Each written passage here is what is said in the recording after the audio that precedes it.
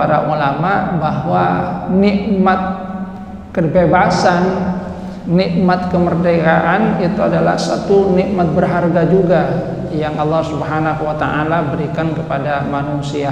Sehingga dikatakan di sini adalah muluk, bahwasanya dia adalah raja karena dia bisa mengelola dirinya sendiri tanpa adanya penindasan dari orang lain.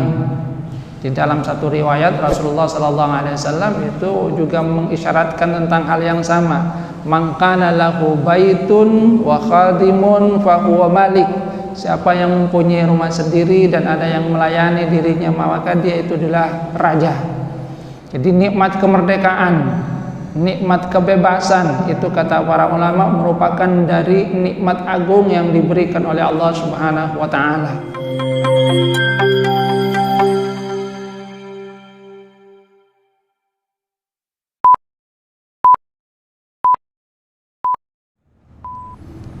Assalamualaikum warahmatullahi wabarakatuh.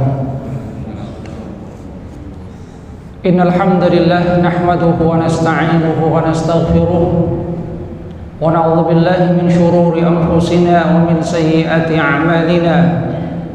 May yahdihillahu fala mudilla lahu wa may yudlil fala hadiya lahu.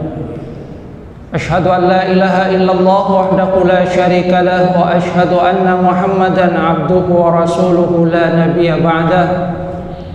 Allahumma salli ala Muhammad wa ala ali Muhammad kama sallaita ala ali Ibrahim innaka Hamidum Majid. Allahumma barik ala Muhammad wa ala ali Muhammad kama barakta ala ali Ibrahim innaka Hamidum Majid. Allahumma la ilma illa ma 'allamtana fa'allimna 'ilman yanfa'una wanfa'na bima 'allamtana. Rabbana atina min ladunka rahmatan wa hayyi' lana min amrina rasyada. Rabbi shrah li sadri wa yassir li amri wahlul 'uqdatam min lisani yafqahu qawli amma ba'du. Hadirin jamaah salat subuh rahimakumullah. Alhamdulillah kita bersyukur kepada Allah Subhanahu wa taala atas segala karunia-Nya. Kita dibangunkan oleh Allah Subhanahu wa taala di pagi hari dalam keadaan sehat. Kita bisa menggunakan kesehatan itu dalam rangka ibadah, mengabdikan diri kita kepada Allah Subhanahu wa taala. Kita lanjutkan kajian ayat Al-Qur'an di surah Al-Maidah. Dulu kita sampai ke ayat 19. Sekarang kita mulai dari ayat 20. Firman Allah Subhanahu wa taala, a'udzubillahi minasyaitonir rajim. Wa idh qala Musa liqaumihi ya qaumi dzkuru ni'matallahi 'alaikum idh ja'ala fikum anbiya'a wa ja'alakum mulukan wa atakum ma lam yu'ti ahadan minal 'alamin.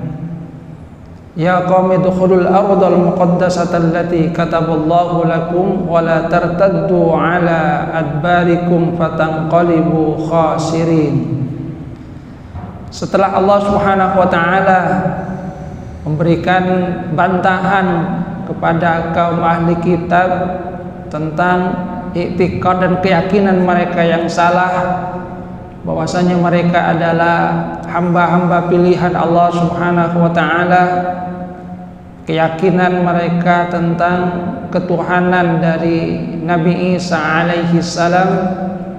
Maka di dalam lanjutan ayat ini Allah Subhanahu wa taala menjelaskan tentang apa yang pernah terjadi kepada Bani Israel yang ada dalam bimbingan Nabi Musa alaihi salam ketika mereka tidak mengikuti apa yang diperintahkan oleh Nabi Musa alaihi salam.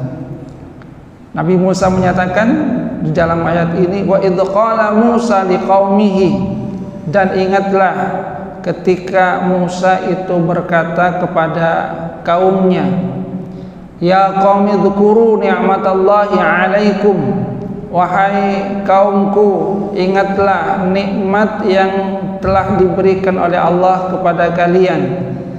Idz ja'ala fikum anbiya'a, ketika Allah menjadikan di antara kalian para nabi, wa ja'alakum mulukan, dan menjadikan kalian itu raja-raja, wa atakum ma lam yu'ti ahadam minal alamin, dan Allah memberikan kepada kalian apa yang tidak diberikan kepada seorang pun dari hamba-hambanya di alam ini.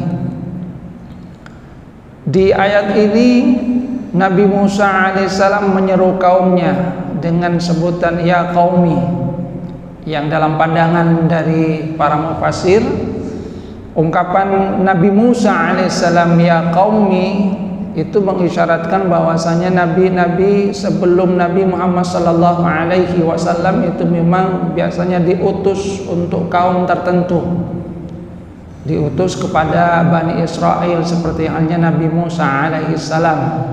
Bahkan bisa jadi dalam satu waktu itu ada dua nabi bersamaan. Misalnya Nabi Ibrahim alaihissalam itu kan semasa dengan Nabi Lut. Nabi Lut di satu wilayah, sementara Nabi Ibrahim di wilayah yang lain. Sehingga ketika malaikat itu menyatakan bahwasanya kami akan memberikan azab kepada kaum di negeri itu, kata Nabi Ibrahim, inna fiha Luta, di tempat itu ada Lut. Kata mereka, kami lebih tahu bahwasanya siapa saja yang ada di negeri itu. Jadi artinya nabi-nabi sebelum Nabi Muhammad SAW, kata para ulama, memang diutus untuk kaum-kaum tertentu. Bahkan bisa jadi dalam satu masa itu ada beberapa nabi. Ungkapan ya qaumi ini, kata para mufassir, juga menunjukkan bahwasanya Nabi Musa alaihissalam memang diutus untuk kaumnya, sementara untuk daerah yang lain ada nabi yang diutus juga oleh Allah Subhanahu wa taala, karena memang jumlah nabi dan rasul itu sangat banyak, namun hanya sebagian yang Allah Subhanahu wa taala ceritakan di dalam Al-Qur'an. Sementara Nabi Muhammad sallallahu alaihi wasallam itu diutus untuk semua umat manusia. Maka di dalam Al-Quran kita akan mendapatkan bahwasanya ungkapan dari Al-Quran kepada umat Nabi Muhammad sallallahu alaihi wasallam itu adalah ya ayyuhan nas, wahai manusia, yang isyaratnya bahwa objek dakwah dari Nabi Muhammad sallallahu alaihi wasallam itu adalah semua manusia pada masa Nabi Muhammad sallallahu alaihi wasallam sampai nanti hari kiamat menjelang. Ya qaumi, wahai kaumku, uzkuru ni'matallahi alaikum, ingatlah nikmat Allah kepada kalian. Idh ja'ala fikum anbiya, ketika Allah menjadikan di antara kalian itu para nabi. Karena memang dari Bani Israel Allah Subhanahu wa taala itu mengutus banyak nabi, sehingga memang dikatakan bahwa nabi-nabi dari Bani Israel itu sangat banyak jumlahnya. Keturunan dari Nabi Yakub, mulai Nabi Yusuf alaihissalam dan orang-orang sesudahnya yang merupakan keturunan dari Nabi Yakub atau Bani Israel. Anbiya, di dalam ayat ini bahkan dikatakan bahwasanya anbiya, para nabi, yang isyaratnya jumlahnya itu banyak. Yang kata Nabi Musa alaihissalam itu merupakan satu bentuk nikmat yang Allah Subhanahu wa taala berikan kepada Bani Israel. Ada banyak nabi yang Allah Subhanahu wa taala angkat dari Bani Israel, sehingga ketika Bani Israel itu mengetahui bahwasanya Nabi Muhammad sallallahu alaihi wasallam nabi terakhir utusan Allah Subhanahu wa taala itu bukan dari bani mereka, itulah yang merupakan salah satu sebab mereka tidak mengakui keberadaan Nabi Muhammad sallallahu alaihi wasallam, karena adanya rasa iri ternyata nabi terakhir yang mereka sangat tunggu-tunggu, yang mereka ketahui ciri-cirinya di dalam kitab Taurat, dalam kitab Injil, itu bukanlah berasal dari kalangan mereka. Padahal nabi-nabi sebelumnya itu banyak berasal dari mereka, termasuk Nabi Musa, Nabi Harun, dan juga Nabi Isa alaihissalam yang diutus sebelum Nabi Muhammad sallallahu alaihi wasallam. Idz ja'ala fikum anbiya. Jadi salah satu nikmat yang Allah Subhanahu wa taala berikan kepada Bani Israel adalah diutusnya banyak nabi kepada mereka. Wa ja'alakum mulukan, dan Allah telah menjadikan kalian itu sebagai mulukan, raja-raja. Maksud dari raja-raja di sini kata para mufassir adalah ahraran, yaitu mereka jadikan merdeka. Karena sebelumnya mereka itu diperbudak oleh Fir'aun, akan tapi dengan kedatangan Nabi Musa alaihissalam mereka kemudian bebas dari penindasan, dari perbudakan yang dilakukan oleh Fir'aun dan kroni-kroninya. Maka Nabi Musa alaihissalam itu mengingatkan bahwa itu adalah bagian dari nikmat yang diberikan oleh Allah Subhanahu wa taala. Wa ja'alakum mulukan, menjadikan kalian raja-raja, ai ahraran, orang-orang merdeka, ba'da an kuntum mamlukina fi aidil qibti, sesudah kalian sebelumnya menjadi budak dari penguasa Mesir. Fa anqadzakumullah, maka Allah menyelamatkan kalian. Fasummiya inqadzukum malikan, mulkan. Jadi diselamatkannya itu adalah bentuk nikmat yang disebut dengan mulk, kerajaan. Yang ini mengisyaratkan, kata para ulama, bahwa nikmat kebebasan, nikmat kemerdekaan itu adalah satu nikmat berharga juga yang Allah Subhanahu wa taala berikan kepada manusia. Sehingga dikatakan di sini adalah muluk, bahwasanya dia adalah raja karena dia bisa mengelola dirinya sendiri tanpa adanya penindasan dari orang lain.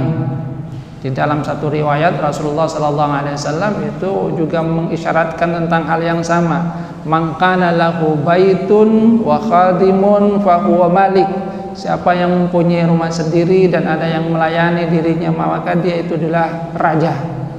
Jadi nikmat kemerdekaan, nikmat kebebasan itu kata para ulama merupakan dari nikmat agung yang diberikan oleh Allah Subhanahu wa taala.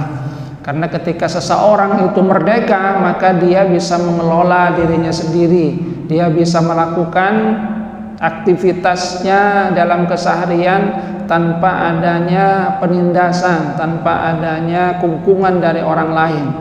Dan alhamdulillah kita bersyukur kepada Allah Subhanahu wa taala bahwasanya negeri kita itu diberikan juga nikmat kemerdekaan ini oleh Allah Subhanahu wa taala, sehingga kita termasuk ke dalam bagian yang Allah Subhanahu wa taala isyaratkan juga di dalam ayat ini, wa ja'alakum mulukan.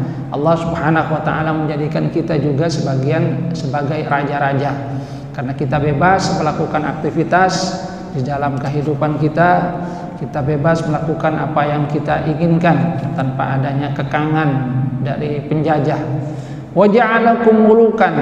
Jadi Nabi Musa alaihissalam mengingatkan bahwa dahulunya mereka itu ditindas, diperbudak oleh Fir'aun, sehingga banyak sekali kekejaman-kekejaman yang mereka rasakan pada masa pemerintahan Fir'aun.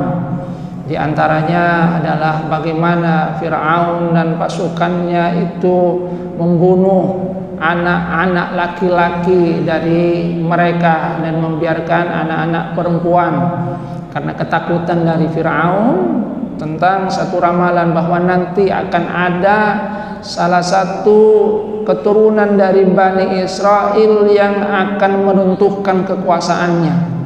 Maka untuk menghalangi, jadi berusaha untuk mencegah itu, Fir'aun kemudian memerintahkan untuk membunuh semua anak-anak laki yang lahir pada waktu itu, supaya tidak ada yang kemudian bisa meruntuhkan kekuasaannya. Tapi Allah Subhanahu wa taala mempunyai rencananya tersendiri. Bagaimana Allah menyelamatkan Nabi Musa alaihissalam yang nantinya merupakan orang yang meruntuhkan kekuasaan dari Fir'aun.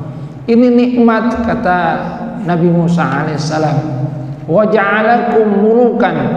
Jadi Allah menjadikan kalian sebagai orang-orang yang bebas, dan itu diibaratkan sebagai raja.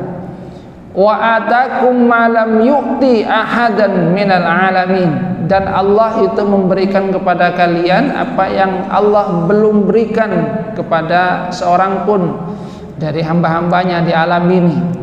Di antara nikmat yang Allah Subhanahu wa taala berikan kepada Bani Israel adalah ketika dalam perjalanan mereka itu tadrinul ghamam, mereka dinaungi oleh awan dalam perjalanan yang sangat panas. Termasuk juga ketika Allah Subhanahu wa taala menyelamatkan mereka dari kejaran Fir'aun pada saat Nabi Musa alaihi salam dan Bani Israel dikejar oleh pasukan dari Fir'aun. Di depan mereka itu laut, sementara di belakang sudah ada pasukan dari Fir'aun. Maka mereka berkata, ini kita sudah innalah mudrakun, kita pasti akan tertangkap. Akan tapi kata Nabi Musa alaihissalam, kalla innama ya rabbi sayahdin. Dah, Allah bersama dengan saya dan Allah akan memberikan petunjuk kepada saya supaya kita bisa selamat. Dan memang kemudian Allah Subhanahu wa taala memberikan petunjuk kepada Nabi Musa, idrib bi'asaqal bah, pukul laut itu dengan tongkatmu. Famfalaqa, maka laut pun itu kemudian terbelah jadi dua, sehingga ada jalan yang terbentang, yang dari situ mereka bisa menyelamatkan diri dari kejaran Fir'aun. Dan ketika mereka sudah sampai di seberang dan dikejar oleh Fir'aun, maka Allah Subhanahu wa taala memerintahkan untuk memukul lagi, dan laut yang tadinya terpisah kembali lagi menyatu sehingga tenggelamlah Fir'aun bersama dengan pasukannya. Ini bagian dari nikmat yang Allah Subhanahu wa taala berikan kepada Bani Israel. Kemudian yang ketiga adalah inzalul manni was salwa, diberikan karunia makanan, al-mannu was-salwa. Itu bagian dari nikmat yang Allah Subhanahu wa taala berikan. Tanpa susah payah Allah Subhanahu wa taala berikan kepada mereka makanan dalam keseharian mereka. Allah Subhanahu wa taala memberikan al-mannu was-salwa. Jadi kata Nabi Musa alaihissalam, ingatlah nikmat-nikmat yang sudah diberikan oleh Allah Subhanahu wa taala. Begitu banyak nikmat yang Allah Subhanahu wa taala berikan kepada kalian. Supaya apa? Supaya mereka bisa mensyukuri nikmat itu. Nah, setelah Nabi Musa alaihissalam menjelaskan, mengingatkan kaumnya tentang nikmat-nikmat dari Allah Subhanahu wa taala, maka Nabi Musa alaihissalam meminta kaumnya untuk menaati apa yang diperintahkan oleh Allah, apa yang diperintahkan oleh beliau sebagai satu perintah yang diberikan oleh Allah Subhanahu wa taala. Kata Nabi Musa, ya qaumi dukhulul ardal muqaddasata allati kataballahu lakum wa la tartaddu ala adbarikum fatanqalibu khasirin. Wahai kaumku, masuklah ke tanah suci yang Allah telah tetapkan bagi kalian. Tanah suci itu kata para ulama atau mufassir itu adalah Baitul Maqdis. Jadi Baitul Maqdis Allah Subhanahu wa taala menetapkan itu sebagai daerah tujuan yang hendaknya Bani Israel memasukinya. Wala tartaddu ala adbarikum, jangan kalian itu berpaling lagi, fatanqalibu khasirin. Kalau tidak nanti kalian akan menjadi orang-orang yang merugi. Jadi mereka diperintahkan untuk masuk ke Baitul Maqdis sebagai tanah suci yang Allah Subhanahu wa taala tetapkan sebagai tujuan mereka. Karena mereka dari Mesir kemudian tidak mempunyai tempat tinggal, maka Allah Subhanahu wa taala menyatakan supaya mereka itu menempati Baitul Maqdis. Cuma di dalamnya itu ada penghuninya orang-orang yang besar, jabbar, kuat, yang itu merupakan salah satu bentuk ujian juga bagi mereka. Mereka mendapatkan perintah untuk memasukinya, sementara di dalamnya ada orang-orang yang sangat kejam dan itu kuat, besar. Maka memang kenapa Bani Israel, orang-orang Yahudi itu kemudian mengklaim bahwasanya Baitul Maqdis itu adalah tanah milik mereka. Salah satunya adalah karena mereka mengacu kepada apa yang terjadi pada masa Nabi Musa alaihissalam, bahwasanya itu adalah al-ardul muqaddasah, tanah suci yang Allah tetapkan bagi mereka. Walaupun sesungguhnya dalam hal ini ada banyak bantahan dari para ulama, karena mereka pun sesungguhnya sudah menolak untuk memasukinya. Di mana mereka berkata, qalu ya Musa inna fiha qauman jabbarin wa inna lan nadkhulaha hatta yakhruju minha fa in yakhruju minha fa inna dakhilun. Wahai Musa, di dalamnya itu ada kaum yang jabbar, mereka itu gagah perkasa tapi juga keras. Orang-orangnya itu di dalam informasi telik sandinya itu besar, gagah, perkasa, sehingga mereka merasa takut untuk memasukinya. Kami tidak akan masuk ke dalamnya sampai orang-orang itu keluar. Kalau mereka itu sudah keluar, maka kami akan memasukinya. Jadi mereka kemudian menolak apa yang diperintahkan oleh Nabi Musa alaihi salam. Qala rajulani minal ladzina yakhafuna an'amallahu alaihima udkhulu alaihimul bab fa idza dakhaltumuhu fa innakum ghalibun wa 'alallahi fatawakkalu in kuntum mu'minin. Dari 12 nakib sebagaimana yang saya ceritakan kemarin, ada 2 yang mempunyai keyakinan seperti halnya Nabi Musa dan Nabi Harun, bahwasanya mereka akan diberikan kemenangan. Dalam riwayat di kitab-kitab tafsir dikatakan 2 pemuka dari 12 kelompok yang bersama dengan Nabi Musa alaihissalam itu adalah Yusha bin Nun dan Kalib bin Yuknah.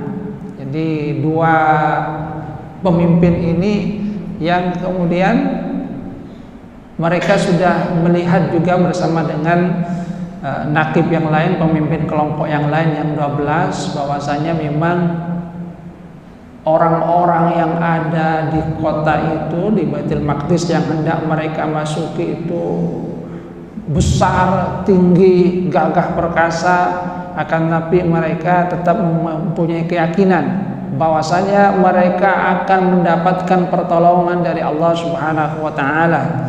Maka mereka mengatakan, udkhulu alaihimul bab, masuklah kalian ke pintu. Jadi masuklah kota itu, fa idza dakhaltumuhu fa innakum ghalibun. Kalau kalian sudah masuk, kalian itu akan menang karena akan dibantu oleh Allah Subhanahu wa taala. Memang itu bagian juga dari keimanan, karena orang-orang yang ada di dalamnya itu memang gagah perkasa, tinggi, yang itu berbanding terbalik dengan orang-orang dari Bani Israel. Artinya secara logika itu sepertinya akan kalah. Cuma memang ini adalah hal yang menyalahi apa yang sudah diperintahkan oleh Nabi Musa. Nabi Musa alaihissalam ketika mengutus 12 pemimpin dari setiap kelompok itu, setiap nakibnya, itu sesungguhnya sudah memberikan satu pesan supaya mereka itu hanya menyelidiki seperti apa orang-orang yang ada di dalam Baitul Maqdis itu, orang-orang yang ada di dalam kota. Tapi jangan membocorkan informasi itu kepada kaumnya. Nah, cuma kemudian informasi ini bocor. Jadi mereka tidaklah seperti halnya yang sudah dipesankan oleh Nabi Musa alaihissalam. Seandainya mereka hanya melapor kepada Nabi Musa alaihissalam, sementara kaumnya itu tidak tahu, maka mereka mungkin saja semangatnya tetap besar itu kan. Tapi ketika mereka kembali dan setelah itu memberikan kabar, aduh, lah orang-orang gagah, perkasa semua, sepertinya kita tidak akan menang. Itu yang membuat kaum Nabi Musa alaihissalam merasa takut, sehingga ketika diperintahkan oleh Nabi Musa supaya mereka masuk, mereka kemudian menyatakan, inna fiha qauman jabbarin. Wahai Musa, di dalamnya itu ada orang-orang gagah, perkasa, kuat. Mereka suka menindas. Kalau kami masuk nanti kami terbunuh itu. Baru kalau mereka keluar, kami akan masuk ke dalamnya. Jadi memang ada ketidaktaatan pertama dari para pemimpin yang diutus oleh Nabi Musa, di mana mereka sesungguhnya sudah diberikan pesan supaya tidak membocorkan hasil penyelidikan mereka terhadap orang-orang yang ada di dalam kota itu, tapi mereka membocorkan sehingga membuat kaumnya merasa takut. Ini yang pertama sungguhnya, dan itu yang kemudian berimbas kepada ketidaktaatan mereka. Jadi ada dua cuma yang masih yakin bahwasanya mereka itu akan diberikan pertolongan, dan mereka yang menyatakan wa 'alallahi fatawakkalu in kuntum mu'minin, dan hanya kepada Allah lah kalian berserah diri jika kalian itu benar-benar beriman.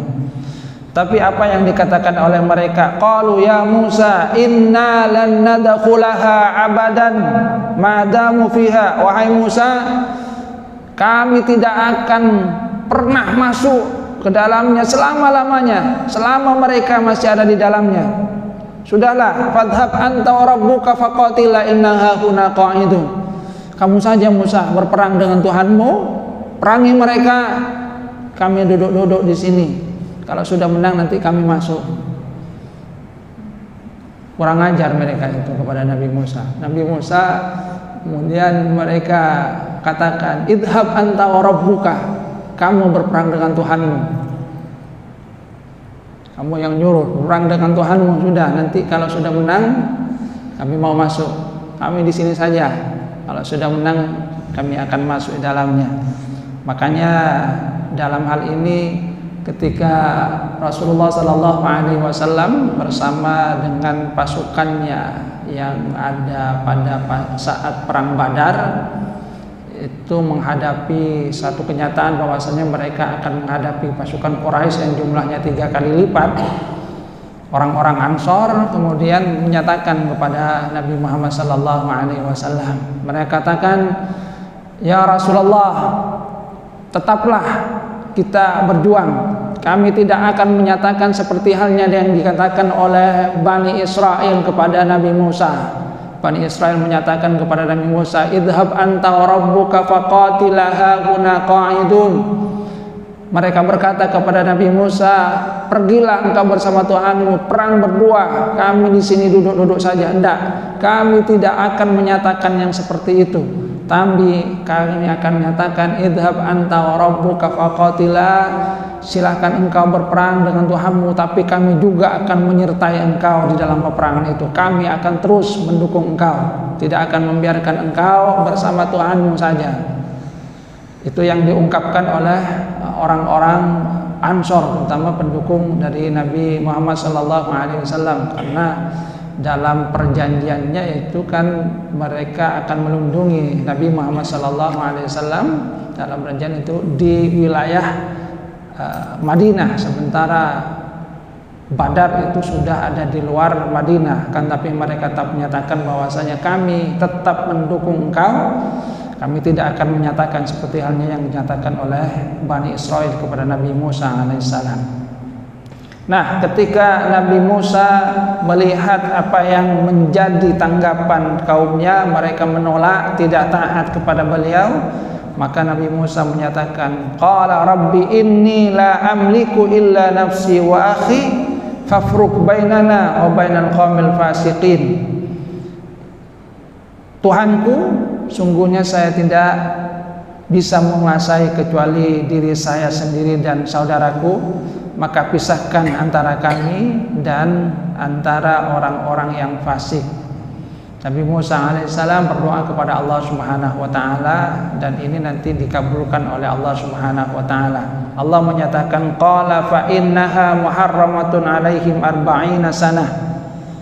Sebagai balasan atas ketidaktaatan mereka, Allah sudah menyediakan satu tempat di mana Allah sungguhnya menjamin bahwasanya mereka akan bisa mendiaminya, akan diberikan kemenangan manakala mereka itu mentaati Nabi Musa alaihi salam. Tapi karena mereka tidak taat, ingkar, bahkan kemudian dengan seenaknya sendiri menyatakan supaya Nabi Musa dan Allah yang berperang saja, maka Allah Subhanahu wa taala memberikan satu hukuman. Apa hukumannya? Fa innaha muharramatun alaihim arba'ina sanah. Bahwa negeri itu diharamkan bagi mereka selama 40 tahun. Yatihuna fil ard, di mana mereka itu akan tersesat di muka bumi. Dan di dalam kitab tafsir itu dikatakan bahwasanya memang Bani Israel itu tidak bisa menemukan jalan. Jadi mereka berputar-putar saja, kembali, kemudian ketika beberapa waktu kembali lagi ke tempat mereka semula itu. Yatihuna fil ard, mereka tersesat, tidak bisa menemukan jalan. Seperti orang tersesat itu sudah berkeliling mencari, kok tiba-tiba kembali lagi ke tempat semula itu. Bingung gitu, kemana mereka harus menuju. Itu yang diberikan balasan oleh Allah Subhanahu wa taala, dan itu berlangsung dalam jangka waktu yang cukup lama, yaitu 40 tahun. Yang kata para mufassir ini juga mengisyaratkan bahwa pergantian generasi itu ya sekitar 40 tahun. Karena setelah 40 tahun ada generasi-generasi berikutnya yang itu kemudian taat kepada apa yang diperintahkan oleh Nabi Musa alaihissalam, dan mereka pada akhirnya tetap bisa masuk ke dalamnya setelah 40 tahun terkatung-katung, berputar-putar, tersesat di bawah pimpinan dari Yusha bin Nun. Sementara Allah Subhanahu wa taala telah mewafatkan terlebih dahulu Nabi Musa dan Nabi Harun di dalam masa itu. Artinya seperti halnya yang Nabi Musa berdoa kepada Allah Subhanahu wa taala, ufruq bainana wa bainal qaumil fasiqin, pisahkan antara kami dengan orang-orang fasik itu. Allah Subhanahu wa taala memberikan hukuman kepada orang-orang dari Bani Israel. Mereka tersesat di muka bumi selama 40 tahun. Sementara Nabi Musa dan Nabi Harun itu diwafatkan oleh Allah Subhanahu wa taala di masa itu. Tidak ikut dalam kebingungan yang Allah Subhanahu wa taala berikan kepada Bani Israel. Fala ta'sa 'alal qaumil fasiqin. Janganlah engkau berputus asa terhadap orang-orang fasik ini. Jadi setelah 40 tahun ada generasi baru yang itu kemudian semangatnya baru, dan mereka dengan pimpinan dari Yusha bin Nun berhasil masuk ke negeri itu, mengalahkan orang-orang yang ada di Baitul Maqdis. Hadirin jamaah rahimakumullah. Jadi kata para ulama ini juga mengisyaratkan bahwa pergantian generasi itu ya sekitar 40 tahun. Setelah 40 tahun ada generasi baru yang diharapkan bisa untuk memperbaharui apa yang sebelumnya tidak baik. Dan ini yang terjadi juga pada Bani Israel. Setelah 40 tahun mereka berputar-putar, tersesat, tidak tahu bagaimana dan kemana mereka itu harus melangkah. karena ketika mereka mencari jalan, kemudian kembali lagi ke tempat semula, cari lagi, kembali lagi ke tempat semula, tidak bisa menemukan jalan, maka Allah Subhanahu wa taala setelah 40 tahun ini membentikan mereka pada generasi baru, generasi yang lebih taat, yang kemudian di bawah pimpinan Yusha, yang merupakan salah satu dari 2 orang yang yakin akan pertolongan Allah Subhanahu wa taala. Mereka berhasil mendapatkan kemenangan. Hadirin jamaah rahimakumullah, jadi memang itu juga merupakan bagian dari ujian. Ya, kalau yang ditampakkan itu adalah orang-orang yang kurus, ya memang mereka pasti yakin menang itu.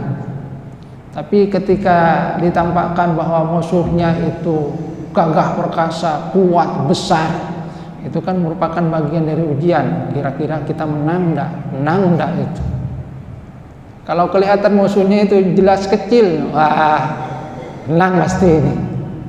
Tapi di situ tidak ada ujian keimanan. Ujian keimanan memang adalah melakukan sesuatu yang sepertinya tidak mungkin. Sepertinya memang di situ butuh perjuangan. Ya memang seperti halnya subuh itu, kenapa dipikirkan tuh? Ya memang di situ kan merupakan perjuangan juga itu. Jadi diberikan ujian bagi kita, ujian kantuk, dingin, itu bagian dari ujian apakah kita akan terus melaksanakan perintah Allah Subhanahu wa taala ataukah tidak. Dan Rasulullah itu memang mengisyaratkan bahwa asyaddun nasi balaan al-anbiya, bahwa manusia yang paling keras ujiannya itu adalah para nabi. Para nabi memang yang paling besar ujiannya, karena mereka lah memang orang yang paling kuat keimanannya kepada Allah Subhanahu wa taala. Artinya kalau ada ujian maka sungguhnya itu bagian dari ujian, dan Rasulullah memang mengisyaratkan kalau Allah mencintai seorang, ibtalahu, Allah itu akan mengujinya. Jadi ujian itu bagian dari bentuk bagaimana Allah Subhanahu wa taala menguji keimanan kita. Apakah kita akan terus ataukah kemudian kita mundur ke belakang. Kalau mundur sebagaimana yang disyaratkan di dalam ayat ini, fatanqalibu khasirin, maka kita akan termasuk ke dalam bagian orang-orang yang merugi. Jadi ini kisah dari Bani Israel, bahwasanya mereka mendapatkan ujian juga. Mereka seperti halnya yang disyaratkan sebelumnya, bukanlah kaum yang abnaullah, yang memang kemudian menjadi anak emas dari Allah Subhanahu wa taala. Ketika mereka tidak taat, ya tetap saja mendapatkan hukuman. Kalau anak emas ya dibiarkan saja walaupun mereka tidak taat. Tapi tidak, mereka pun seperti hanya hamba-hamba Allah Subhanahu wa taala yang lainnya. Kalau taat, mereka akan mendapatkan balasan atas ketaatan. Tapi kalau mereka itu ingkar, maka mereka juga mendapatkan hukuman atas keingkaran mereka terhadap Allah dan Rasul-Nya. Ini saja yang dapat saya sampaikan, kurang lebihnya mohon maaf. Wabillahi taufiq wal hidayah wa ridwan. Assalamualaikum warahmatullahi wabarakatuh.